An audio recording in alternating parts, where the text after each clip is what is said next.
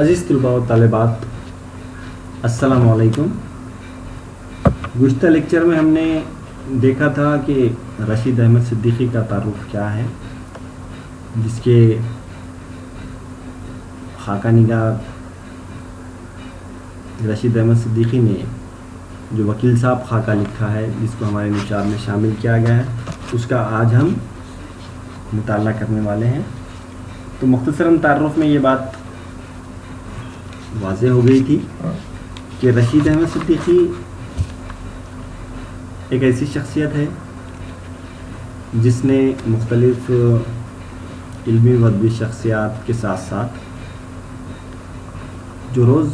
عام لوگ تھے ان پر بھی انہوں نے کچھ خاکے لکھے ہیں، اور ان کا جو مجموعہ ہے مضامین رشید، ان کی جو تصنیف ہے مضامین رشید، اس میں شامل ایک وکیل صاحب عنوان سے جو خاکہ ہے،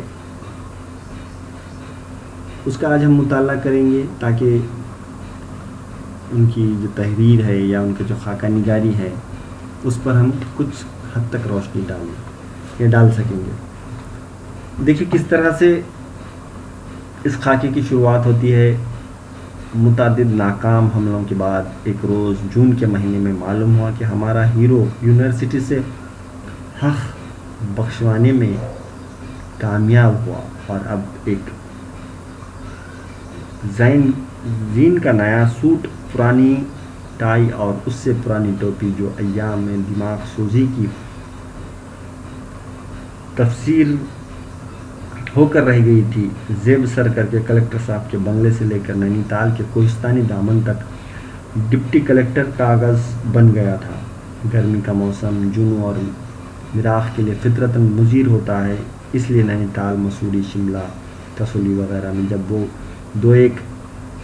گرمیان سر سے گزر جاتی ہیں تو بقول شخص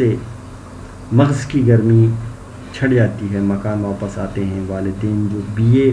پاس ہو جانے کے بعد قانون پڑھانا اتنا ہی ضروری سمجھتے ہیں جتنا حکمن منظر کے بعد مسل دینا اور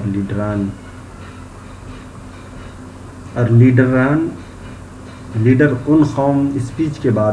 چندہ لینا ناگزیر خیال کرتے ہیں، انہیں قانون پاس کرنے پر مجبور کرتے ہیں۔ یہ بھی ایک مدت کی سرگرانی کے بعد نے محقق بودنا دانشمند ہو کر واپس آئے۔ اب جو دیکھیے تو ایک ٹوٹے ہوئے سائبان میں ایک خانہ ساز کرسی پر بیٹھے ہوئے ہیں، ان کے خیالات کی طرح ڈاواں ڈول میز جس کا ایک پاؤں لڑائی کی خدمات کے سپرد ہو گیا ہے، جس کے نیچے 3 اینٹیں تلے اوپر رکھی ہوئی تھیں، سامنے رکھی ہوئی تھی،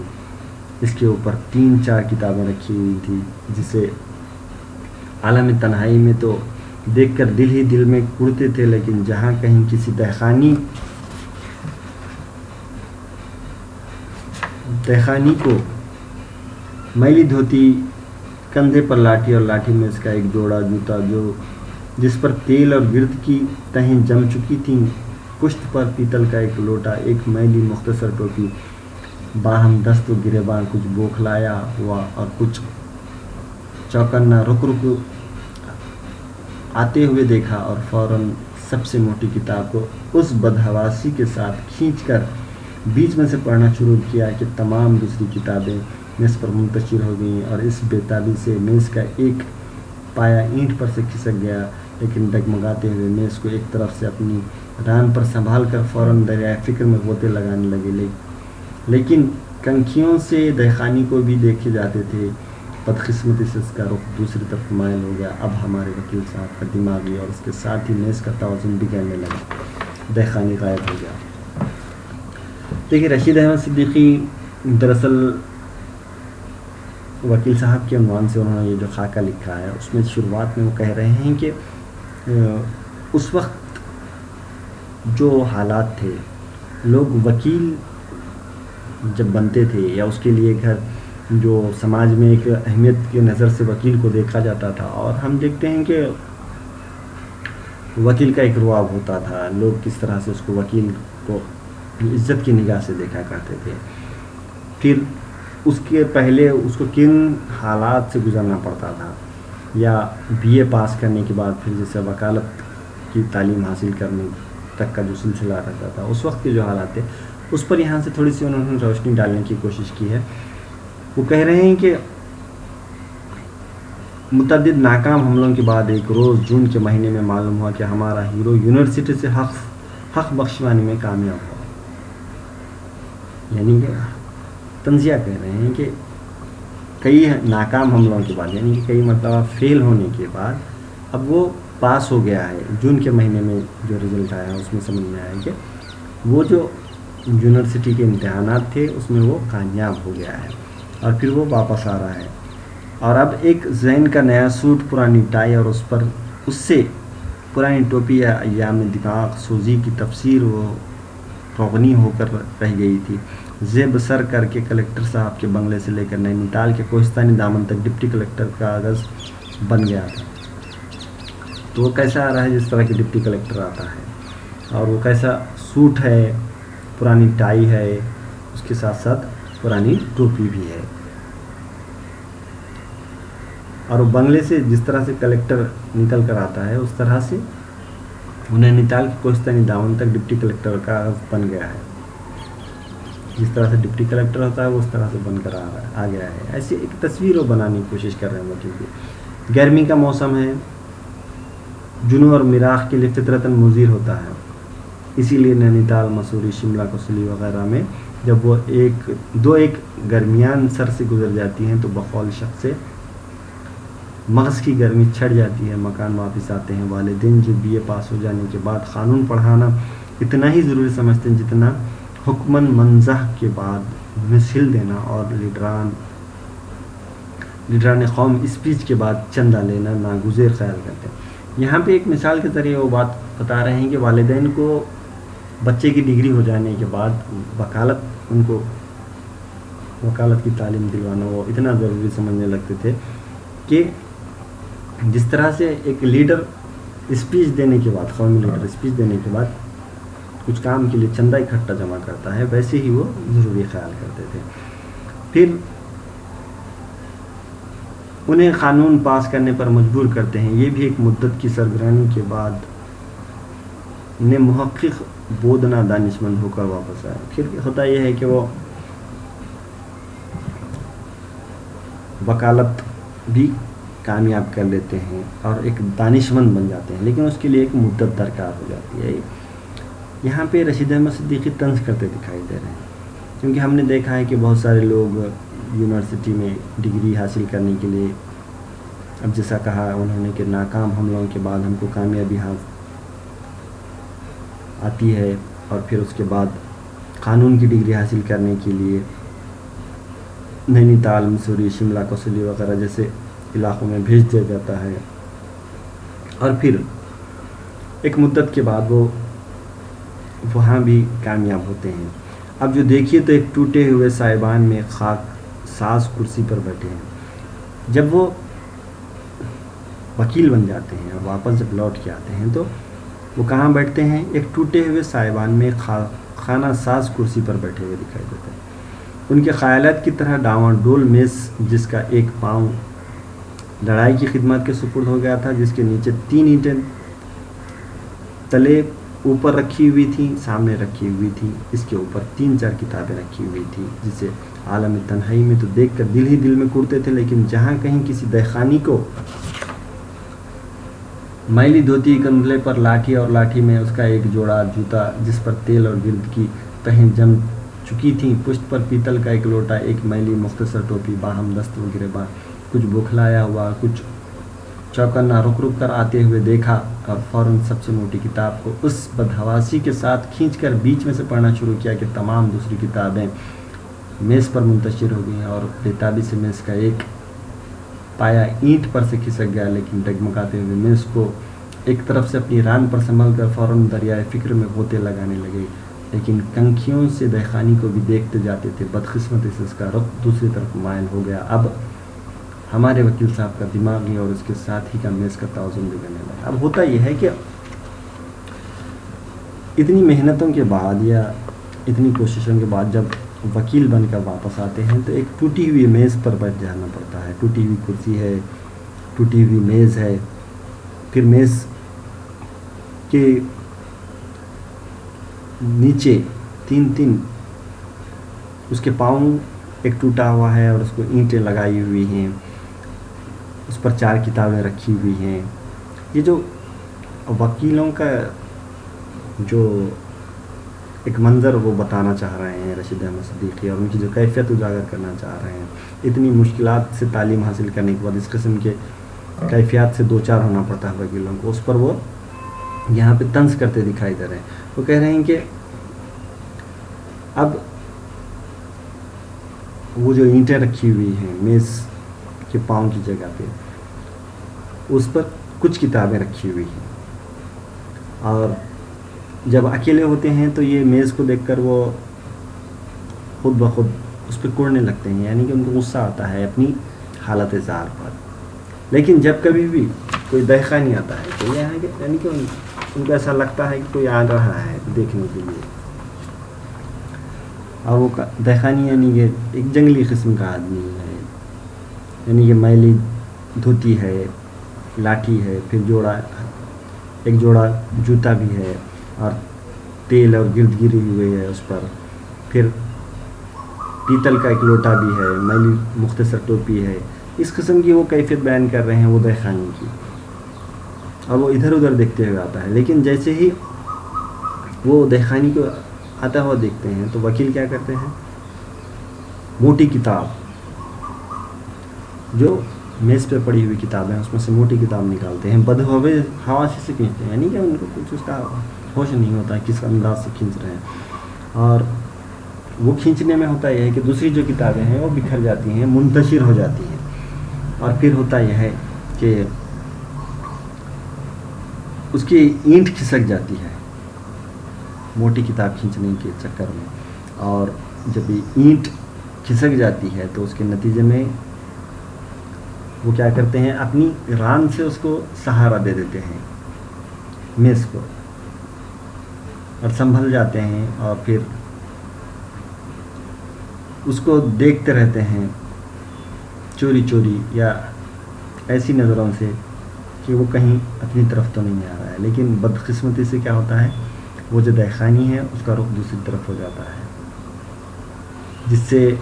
ان کی میز اور ذہن دونوں کا بھی توازن وکیل کے بگڑ جاتا ہے۔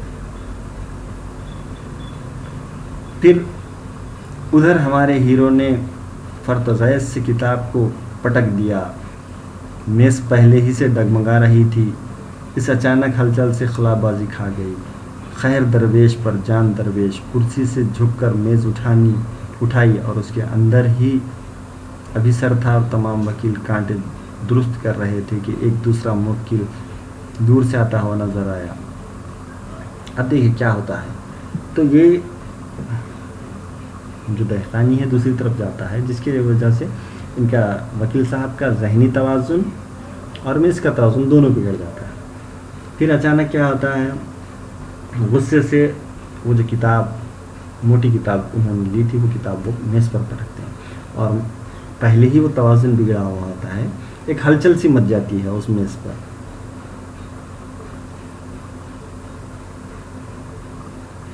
وہ اپنے آپ کو اس غصے سے باہر نکالنے کی کوشش کرتے ہیں وکیل صاحب، اور سنبھالنے کی کوشش کرتے ہیں کہ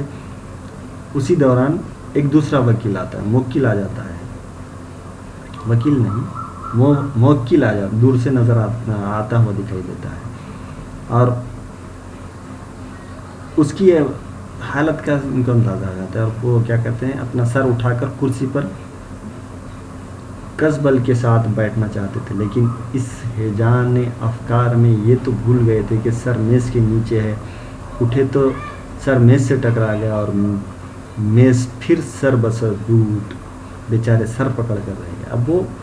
جو میز کی کیفیت بگڑ گئی تھی اس کو سدھارنے کے لیے نیچے بیٹھے تھے، جیسے ہی ان کو نظر پڑتی ہے کہ کوئی موکل آ رہا ہے تو وہ فوراً اپنے آپ کو سنبھالنے کی کوشش کرتے ہیں اور اٹھنے کی کوشش کرتے ہیں۔ جب اٹھنے کی کرتی ہیں کوشش تو فوراً کیا ہوتا ہے، سر پر مار لگ جاتا ہے۔ دہقانی قریب آیا، یہاں چوٹ کی وجہ سے ایک ہاتھ مقام معروف پر آنکھیں ڈبڈبائی ہوئی، کچھ شرم کچھ غصہ، لیکن یہ سب حالتیں اس امید کی وجہ سے قابل برداشت تھیں جو اس موکل کی ذات سے وابستہ تھی۔ اب یہ کیفیت کیسی ہو گئی ہے دیکھیے، تو وکیل صاحب جو ہیں ان کو سر میں مار لگا ہے، اس کی تکلیف ہو رہی ہے، ان کی آنکھ ڈبڈبائی ہوئی ہے، یعنی کہ آنکھوں میں آنسو آ گئے ہیں، اور وہ اس کے باوجود بھی وہ موکل آنے کی وجہ سے وہ اپنے آپ کو سنبھالنے کی کوشش کر رہے ہیں۔ آنکھوں کے اشارے سے دریافت کیا کہ کیا مطلب ہے، کون شخص اندازہ کر سکتا ہے کہ اس نگاہ میں یاس و امید کے کیسے مد نظر اٹھ رہے تھے کہ کسی شخص کو اس ہیجان آرزو کا احساس ہو سکتا ہے کہ جو اس قابل رحم ہستی کے قلب و دماغ میں چٹکیاں لے رہا تھا۔ کتنے لوگ ایسے ہیں جو اس بدنصیب کے تمام مبارک اور خوش آئند مناظر کا اندازہ لگا سکتے تھے جو اس نے اپنے طالب علم کے زمانے میں محنت اور الفت کی گھڑیوں میں شب کی تاریکی، صبح کی سفیدی اور شام کی دلاویزی میں پہنا مستقبل میں قائم کرتا تھا۔ نووارد نے ایک دوسرے وکیل کا پتہ دریافت کیا۔ اب پانی سر سے گزر گیا تھا۔ غریب نے ایک طرف کو اشارہ کر دیا، دہقانی اس طرف کو روانہ ہو گیا، اور اس کی نگاہیں ایک اس طرح بھی کیفیت سے متاثر ہو کر کچھ دور تک جانے والے کے ساتھ چلی گئی، اور آخر میں واپس ہو کر پھر متجسانہ انداز سے گرد و پیش کے موجودات میں شامل ہو گئی۔ یہ جو وکیلوں کی کیفیت ہوتی ہے اس کا یہاں تو ہم نے منظر پیش کیا ہے۔ وہ کیا کہہ رہے ہیں کہ جب دوبارہ سے وہ مطلب میز کو سنبھالنے کی کوشش کرتے ہیں، اس دوران کوئی موکل آتا ہے اور وہ فوراً اپنے آپ کو سنبھالنا چاہتے ہیں، ان کو امید ہے کہ کوئی موکل ان کے پاس آئے گا کام لے کر اور وہ اس کا کام کریں گے، لیکن وہ جو گڑبڑ میں اڑ جاتے ہیں اور ان کے پھر سر پہ چوٹ بھی آ جاتی ہے، آنکھیں آنسو سے بھر جاتی ہیں، لیکن جب اٹھ کر وہ بیٹھتے ہیں تو جو موکل ہوتا ہے وہ کسی اور وکیل کا پتہ ان سے پوچھتا ہے۔ تو جو موکل کو دیکھ کر ان کے دل میں جو آرزو جاگی تھی اور جو ان کو امید بندھی تھی اور ان کی جو کیفیت تھی قابل رحم کیفیت ایسی تھی، اب وہ غصہ ہو جاتے ہیں اپنے آپ میں، لیکن اس کے باوجود بھی وہ ان کو پتہ بتاتے ہیں، اور پھر وہ کہہ رہے ہیں کہ رشید احمد صدیقی کون خوش نصیب ہوگا یا کون بد نصیب ہوگا جو طالب علمی کے زمانے میں وکالت حاصل کرنے کے لیے اس قسم کے مختلف حالات سے دو چار میں، اس کا اندازہ کون لگا سکتا ہے۔ ہماری جو طالب علم کے زمانے میں مختلف کیفیات کو ہم نے جھیلا تھا، اس کا وہ کہتے ہوئے کہتے ہیں کہ اس طرح سے آج اتنی مشکلات سے ہم تعلیم حاصل کرنے کے باوجود بھی پھر ہم کو یہاں پہ ان حالات سے دو چار ہونا پڑ رہا ہے۔ اب انہیں غصہ آ جاتا ہے۔ پانی سر سے گزر گیا تھا، غریب نے ایک طرف کو اشارہ کیا، یعنی کہ کوئی آتا ہے غریب کسی اور طرف چلا جاتا ہے، دہقانی آتا ہے وہ اس کو کوئی روانہ کر دیتا ہے، پھر یہی اس طرح بھی کیفیت وکیلوں کی ہوتی ہے، اور کچھ دور جانے کے بعد وہ کیفیتیں بھی وہ چلی جاتی ہیں ان کے ساتھ۔ نہیں ہے کوئی موکل آتا ہے کسی دوسرے کا پتہ پوچھتا ہے، کسی دوسرے وکیل کے پاس جاتا ہے، تو نووارد ہے، یہ نئے نئے وکیل بنے ہوئے ہیں تو مختلف قسم کی کیفیات کا سامنا کرنا پڑتا ہے، اور پھر جس طرح سے وہ سب چلے جاتے ہیں، دہقانی ہو یا موکل ہو، تو اسی کے ساتھ ان کی جو اس طرح بھی کیفیت ہے وہ بھی دھیرے دھیرے چلی جاتی ہے، اور آخر میں واپس ہو کر پھر جو اطراف کا ماحول ہے اس میں وہ دوبارہ سے شامل ہو جاتے ہیں، اور ایک نئی امید اور نئی آرزو لے کر وہ موکل کا انتظار کرنے لگ جاتے ہیں۔ باقی اندر دیکھیں گے۔ شکریہ۔